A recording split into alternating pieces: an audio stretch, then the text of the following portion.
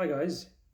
Today I'm going to talk about Dell Inspiron 147405 model.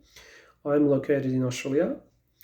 The 147405 model came out just only probably 2 months ago. There is a massive interest in the market at the moment for these laptops because they come with Ryzen CPU, AMD Ryzen CPU. The reason for this video is to be able to demonstrate the difference between the 14-inch versus the 13-inch Inspiron 7000 series from a size and portability perspective for my viewers. Prior to buying the laptop, when I went to Dell website, I was having a look at the dimension, how the laptop looks and feels and how portable it is. Unfortunately, from the picture that I saw in the website, it gave me a feeling that the laptop was probably going to be a bit more bulky or bulkier than the 13-inch version, portable version, the small, slim, thin version. Looking at that, I was a bit concerned whether I should order it or not. I jumped online, looked in YouTube, looked in Google for reference images from various angles for me to understand whether the laptop is going to be portable or not. I've got my 14-inch 4705 version of the Ryzen laptop just today. I opened it up and I'm absolutely stoked that I've ordered it. It looks tiny bit thicker than the 7000 series, but it definitely is an ultrabook. It definitely is slim and light. It looks very it looks really good with the sandstone color as well. Sandstone color, I think they call it. So what I thought is that I may as well show you guys and give you a quick demonstration of how the bot computer or how the bot laptop compares from a portability perspective, from a build quality perspective, and lightness, carry on perspective, and thinness perspective. So here is my old faithful. This is a Inspiron Dell Inspiron 7000 series, and you can see here it is, and you can see it's relatively small. The main thing I wanted to show here is the thinness. Now you can see how thin that is, and you can see that it's got a little bit of bump in this section, a rise this section.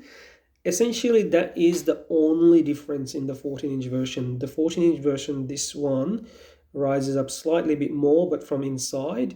Hence why in website the 14-inch version actually looks a bit more thicker, but it actually is not. I mean, as you hold it, it's quite thin and light. This is the 13-inch version, and you can see with the lid closed, this is what it looks like. If I were to do a side-by-side comparison, I'll come to the side-by-side comparison a little bit later, but I wanted to show you first what the 14-inch looks like. This is the 14-inch. I've taken it out from the box already. Due to my camera, I think you can't see the sandstone color very good, but it is what it is it actually is it looks more like a darker version of rose gold. It's really nice. It stands out, and you can see from the build quality perspective, it's still very light. I'd say maybe slightly heavy, very slightly, but again, I'll do a comparison. Now let's come to the thickness comparison. This is the 14-inch with the lid shut, and this is the 13-inch with the lid shut. And that bottom curve that I was talking about before, here you can see the bottom curve of the 13-inch on my right hand side, on my right hand, and here is the bottom curve of the 14-inch on my left hand.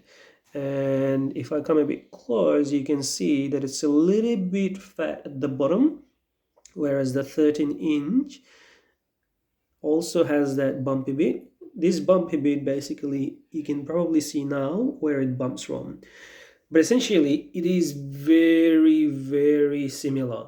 So if you are considering to buy this laptop and if you're thinking that it's not thin, it's slightly thicker than the 13-inch version, but when you hold it with, when you hold it, it's you will be thinking, well, it's still very, very good ultrabook. From a weight perspective, the weight distribution looks like very, very similar. I can't really say the 14-inch is very heavy. It looks, it looks very similar to me, to be honest.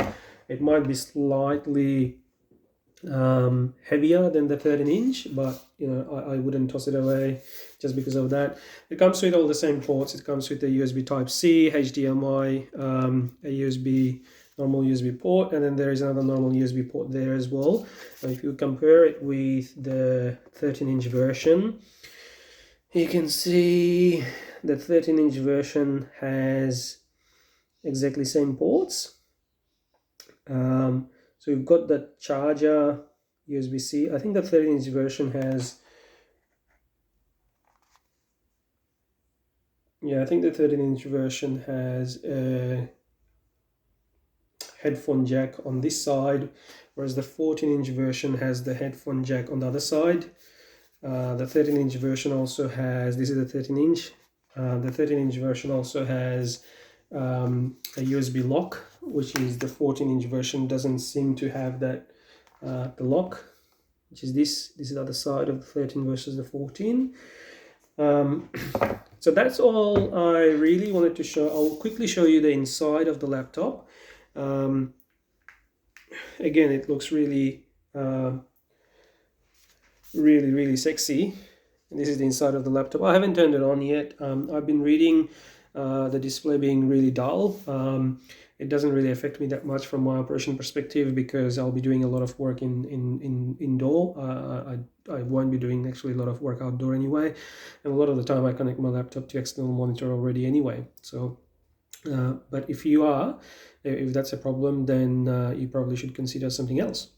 For me, for the price that I paid, it will work out to be that once I buy another 16 gig RAM in the second RAM slot, so the laptop will end up having 32 gig RAM with premium support. The laptop would have costed me about 1,600 Australian dollars, which is really good value for money. But yeah, inside this is what it looks like. As you can see, very similar. I think these sides are a little bit more. They have more space being the 14-inch. Again, I will open the 13-inch version and give you a quick little look side by side. So this is the side of the 13-inch, and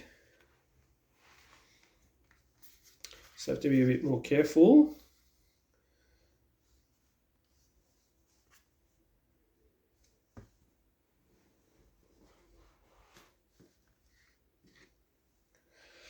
This is the side of the 13-inch, and this is the side of the 14-inch. You can see, hopefully. I'm holding two laptops at the same time, so it can be a bit more difficult. But you can see on the sides, there's some extra space. That's all it is. Both laptops seems almost equal weight to me.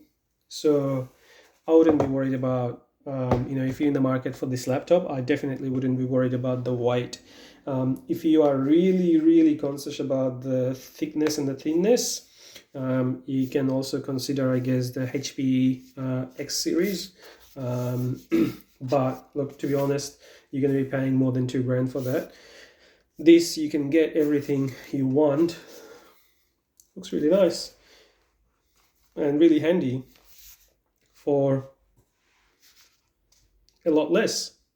All right, thanks for watching. Thank you.